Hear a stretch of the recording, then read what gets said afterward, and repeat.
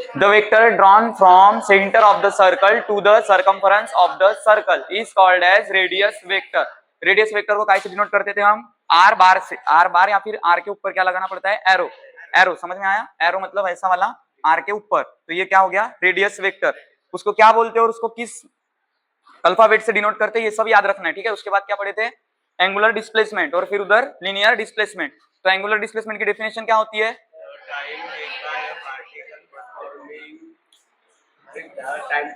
नहीं, वो नहीं है, वो नहीं है एंगुलर डिस्प्लेसमेंट, वो नहीं है। The angle made by two radius vector is called as angular displacement. और इधर लीनियर डिस्प्लेसमेंट में क्या था? x equals to the ratio of length of arc with respect to radius, ऐसा बोला था मैंने, ठीक है। ऐसा ही बोलना है आपको भी, ठीक है। बोलो, the ratio of length of arc with respect to radius is called as linear displacement.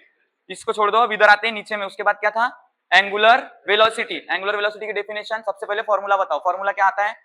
Theta by T. क्या होता है? Theta by T, angular displacement upon time. Angular displacement upon time. तो बोलो अब उसका डेफिनेशन बोलो उसकी। The rate of change of angular respect to its time taken is called as linear angular velocity, sorry क्या है? angular velocity हो गया। इधर linear velocity क्या है? displacement with respect to its time taken is called as linear velocity। अगर बिना देखे बोलोगे तो याद होने के चांसेस ज्यादा है, देख के बोलोगे तो चांसेस नहीं है, ठीक है। नेक्स्ट इधर एंगुलर एक्सेलरेशन। एंगुलर एक्सेलरेशन का फॉर्मूला होता है एंगुलर वेलोसिटी अपॉन टाइम, है ना। Angular velocity upon time. मेरे को बताओ एंगुलर वेलोसिटी को आप कैसे डिनोट करते हो? W। W का मतलब ये क्या है? ओमेगा। अब से उसको W मत बोलना, अब से उसको क्या बोलना है? ओमेगा। क्या बोलना है? ओमेगा। तो उसको ओमेगा से डिनोट करते हैं। इधर लीनियर वेलोसिटी को कैसे डिनोट करते हो? Small v। कैसे? स्मॉल v, ठीक है। अब आएगा तुम्हारा एंगुलर एक्सेलरेशन। एंगुलर एक्सेलरेशन का फॉर्मूला होता है एंगुलर वेलोसिटी अपॉन टाइम। और इसकी डेफिनेशन कैसी बनती है? The rate of change of angular velocity with respect to its time taken is called as angular acceleration. हो गया। और एंगुलर एक्सेलरेशन को डिनोट कैसे करते हैं? अल्फा। कैसे करते हैं? अल्फा से। समझ में आया? अब नेक्स्ट इधर क्या होता है? Linear acceleration. क्या होता है? Linear acceleration. लीनियर एक्सेलरेशन की ये फॉर्मूला क्या है? लीनियर वेलोसिटी अपॉन टाइम, ठीक है। क्या है? Linear velocity upon time. तो इसकी डेफिनेशन कैसी बनेगी?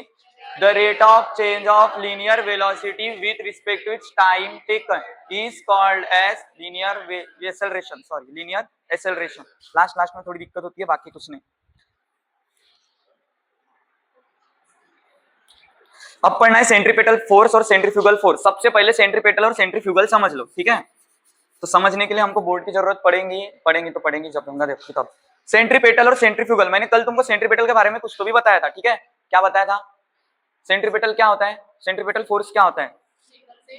सेंटर से प्रोवाइड होता है और वो काय के काम आता है? सर्कुलर मोशन करवाने में। कोई भी पार्टिकल हो या फिर कोई भी चीज हो जो सेंटर के आजू बाजू घूम रही है, उसको प्रोवाइड क्या करता है? वो सेंट्रीपेटल फोर्स, जो सेंटर पे होता है वो, ठीक है। उसी को हम क्या बोलते हैं? Centripetal force.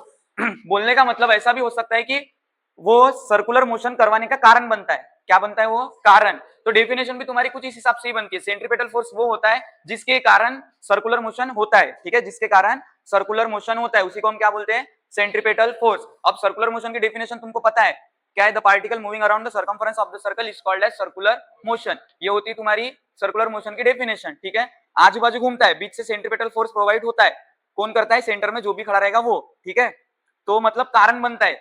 समझ में आया? सेंट्रीपेटल फोर्स क्या बनता है? कारण बनता है। तो उसकी डेफिनेशन बहुत ईजी है। Force which cause a particle to perform circular motion. Cause का मतलब क्या होता है? कारण। कॉज का मतलब क्या होता है? कारण। ऐसा फोर्स जिसके कारण क्या हो रहा है? सर्कुलर मोशन हो रहा है, बस उसी को हम क्या बोलते हैं? सेंट्रीपेटल फोर्स बोलते हैं। समझ में आया? The force which cause particle to perform circular motion. क्या बोला मैंने?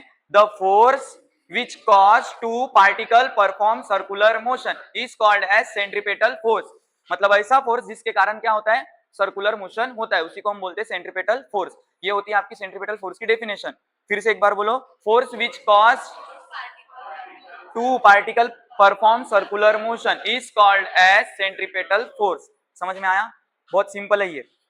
सेंट्रीफ्यूगल फोर्स इसको बोलते हैं it is equal and opposite reaction force of circle नहीं सेंट्रीपेटल फोर्स। मतलब ये पूरा का पूरा अपोजिट होता है। इसके लिए हमको बोर्ड की जरूरत पड़ेगी, ठीक है। इसके लिए हमको पड़ेगी बोर्ड की जरूरत। सर्कल तो कभी बना नहीं।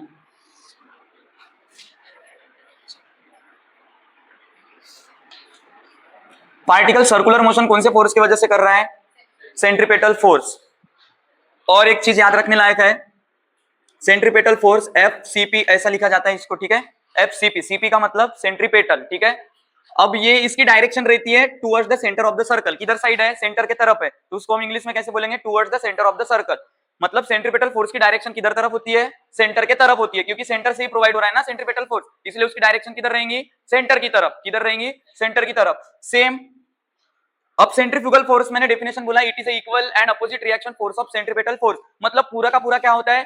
अपोजिट होता है। अगर ये सर्कुलर मोशन करवा रहा है तो सर्कुलर मोशन से बाहर भागने के लिए जो फोर्स लगेगा वो कौन सा लगेगा? सेंट्रीफ्यूगल, क्योंकि वो उसका उल्टा है। समझ में आ रहा है? अब सर्कुलर मोशन करवाने के लिए सेंट्रीपेटल फोर्स लग रहा है, तो सर्कुलर मोशन को हटाने के लिए या फिर वो पार्टिकल सर्कुलर मोशन से निकल जाएगा या फिर जो मोशन कर रहा है उससे निकल जाएगा, तो वहां पे कौन सा फोर्स अप्लाई होगा? Centrifugal force. इसलिए वो इसका पूरा का पूरा इक्वल एंड अपोजिट फोर्स है। किसका? सेंट्रीपेटल फोर्स का। तो मेरे को बताओ सेंट्रीफ्यूगल फोर्स की डायरेक्शन किधर रहेंगी? Away from the centre of the circle. क्या रहेंगी? Away from the centre of the circle. इसको बोल सकते हो आप towards the centre of the circle, towards, and that's called away, away from the centre of the circle. समझ में आया? सेंट्रीफ्यूगल फोर्स का सबसे अच्छा एग्जांपल है, अगर तुम बस में बैठते हो या फिर कोई भी गाड़ी में बैठते हो, कोई भी एक सर्कुलर ट्रैक पे से हमारी बस जा रही है। सर्कुलर ट्रैक का मतलब है मोड़। क्या होता है? मोड़। सर्कुलर ट्रैक का मतलब क्या होता है? मोड़। कोई भी मोड़ से अगर आपकी गाड़ी जाती है, मैं 4 व्हीलर की बात कर रहा हूँ, 2 व्हीलर की नहीं, 2 व्हीलर में भी बहुत सारे चांसेस है कि आपको बाहर फेंका दिया जाता है अगर ज्यादा स्पीड से जाते हो तो। स्पीड लिमिट रहती है। रियल एग्जांपल बताने वाला हूँ आज। तुमने जो महसूस किया हो अभी तक, आप लोगों ने जो भी महसूस किया है वही। बस में बैठते हो, खिड़की साइड बैठते हो, किधर भी बैठते हो, कोई भी सीट में बैठे हो, जब भी मोड़ पे से बस जाती है हम बाहर साइड फेंकाते, पता है ना? हमको बाहर साइड फेंका जाता है। मतलब अगर ऐसी पलटेगी बस ऐसे पलट रही है तो हम बाहर साइड जाते, पता है तुमको? बाहर साइड जाते हैं। और अगर ऐसी पलटेंगी तो अंदर साइड जाएंगे, ठीक है? नहीं, एनी टाइम बाहर साइड ही जाते। जिधर साइड से पलट रही है ना, हम बाहर साइड ही फेंकाते। वही आपका है सेंट्रीफ्यूगल फोर्स। किस फोर्स के कारण है वो? सेंट्रीफ्यूगल फोर्स के कारण है। क्योंकि जब भी गाड़ी ऐसी मोड़ पे से जाएंगी तो हम बाहर फेंकते, बट अभी बस बचा लेती है हमको। नहीं तो खाली ऐसी ऐसे इसमें जाना और मोड़ पे से अच्छे से जाना तो पता चलेगा तुमको आप किधर जाओगे। उसी को बोलते हैं सेंट्रीफ्यूगल फोर्स का एग्जाम्पल, जो हमको बाहर फेंकने में मदद करता है, ठीक है? बाहर फेंकता है। काय से? कर्व से। जब हम कर्व से जाते हैं तो हमको ये बाहर की तरफ ढकेलता है। क्या करता है? ढकेलता है। जो ढकलने वाला फोर्स है उसको क्या बोलते हैं? Centrifugal force. क्या बोलते हैं?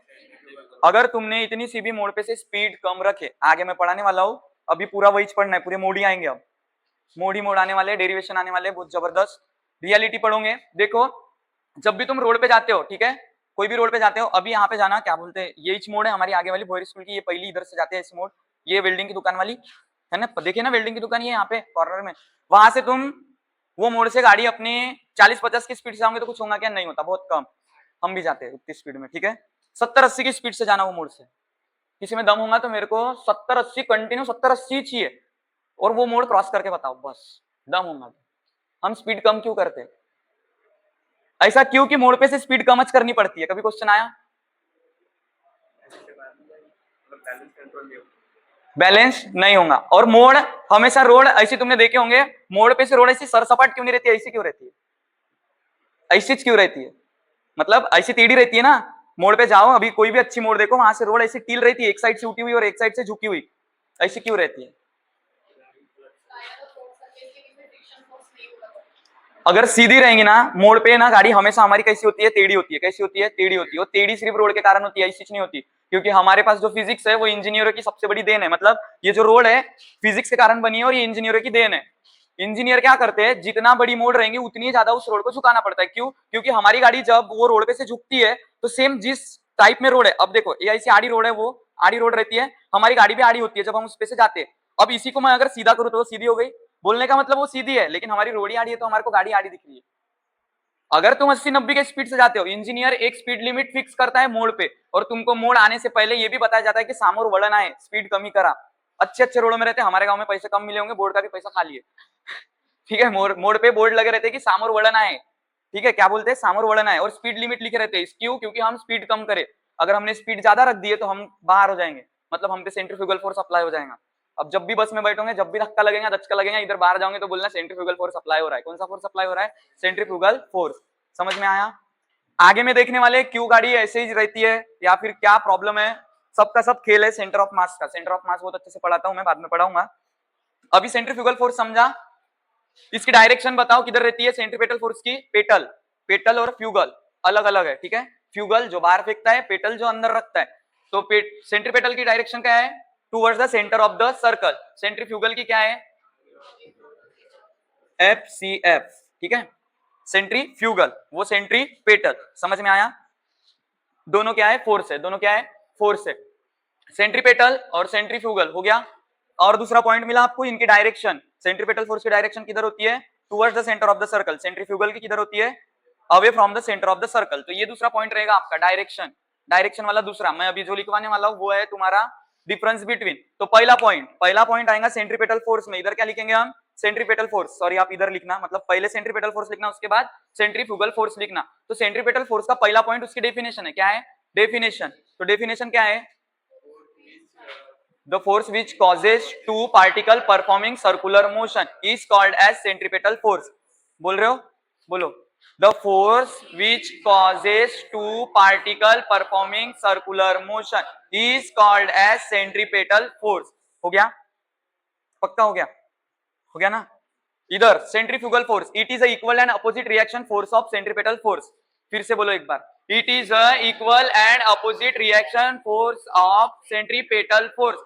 समझ, is called as centrifugal force. समझ में आया? बहुत सिंपल है, बहुत ज्यादा सिंपल है, मेरे हिसाब से सिंपल हो गया आप तुम्हारे लिए। सेकंड पॉइंट क्या आएगा सेंट्रीपेटल फोर्स में? सेकंड पॉइंट क्या आएगा? नहीं, direction. Its direction towards the centre of the circle. क्या आएंगी? Its direction towards the centre of the circle. और इधर भी आएगा its direction away from the centre of the circle. ये हो गए आपके दो पॉइंट। समझ में आया? ये हो गए आपके दो पॉइंट।